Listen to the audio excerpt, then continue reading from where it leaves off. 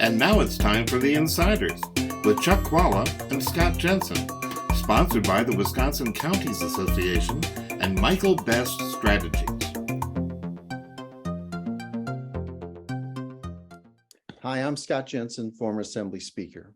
And I'm Chuck Chvala, former Senate Majority Leader. And we're the Insiders. This week, we're going to talk a little bit about the role that President Biden and President Trump might play in this fall's elections. Both of them have some strong brands, intensity on both parts. And Democrats are trying to make this election about Trump, and Republicans are trying to make this election about Biden. How's that all going to turn out, Chuck? You know, those are good points, Scott. And the reality is here that generally the election in an off year like this is about the sitting incumbent president, which would be Joe Biden. But Donald Trump really throws that into a cocked hat. You just really can't look at this and not say that Trump is on the ballot as well. And I think that doesn't help Republicans. Name me another time when you have someone as hardcore Republican as Liz Cheney, whose father was the vice president of the United States, saying, I will do anything I can to keep Trump from getting traction. And we all know that Trump is on the ballot this year. If you're voting for Republicans, you're voting for Trump. And Trump's brand is still remarkably strong. Why else would a strong speaker like Robin Vos appoint a guy like Gableman to come up with nothing? Well, because Donald Trump, he said he needed to do that. So with that being the background, I think that we are, as Democrats, benefiting from the fact that Joe Biden's numbers are getting somewhat better, in part, I'm sure, because gas prices are going down, but also because people see the trouble with Trump.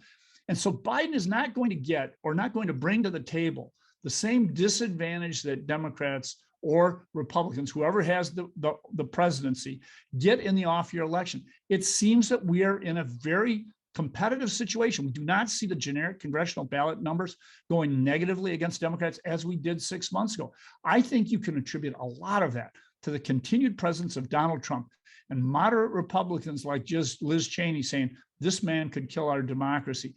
Trump is on the ballot. Well, Democrats are clearly trying to put Trump on the ballot, but he's out of office. I would point that out. I mean, I think the voters in general, in midterm elections, punish the president of the party in power. And I think that's likely to occur. They're unlikely to punish the president of the party not in power, and a president who's been out of power for 3.5 years. Now, he does help them by constantly putting himself in the public eye. So when the Democrats are trying to make this election about Trump, he himself is helping them achieve that goal. But I think in the end, the election will be about President Biden and inflation, not about President Trump and abortion. I mean, I think that's what both parties are trying to pull off. But if you look at where the voters are on the issue, they're upset with both presidents, Biden and Trump, but they know who's in charge right now, and they would like a change from who's in charge. And the only way to do that is to vote for Republicans, at least at the congressional and the United States Senate level. So I continue to think that this is going to be a traditional midterm election. Maybe Trump trims a little bit off the margin because he's still in the public eye as a former president, but they don't punish former presidents at the polling place. Trump is such a unique phenomenon. And here's the situation. I believe that a lot of Republican women in particular, people like Liz Cheney, perceive him, and rightfully so, as an existential threat to democracy. I think they do not want to see him on the ballot in 2 years. And I think there's something intuitive that Republican women realize this is the time to kill this guy's future politically. They want to vote Republican for president in 2024, but they don't want it to be Donald Trump. And they know that the surest way to keep him out is to vote for Democrats in this election, show that Trump is anathema to their party, and then they'll have a better choice.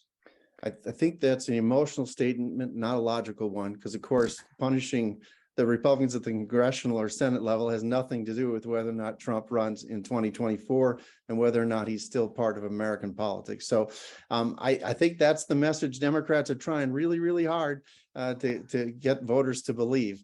But in general, what happens in the midterm is they punish the folks who are in charge. And I think that's what we're going to see. They're not blaming Trump for inflation. They're blaming Biden for inflation. I think Scott said it earlier. He said that Trump may trim a little bit off. And when we're this tight, that may be the difference, but we shall see. See you next time. You've been listening to The Insiders with Chuck Chvala and Scott Jensen, sponsored by the Wisconsin Counties Association and Michael Best Strategies.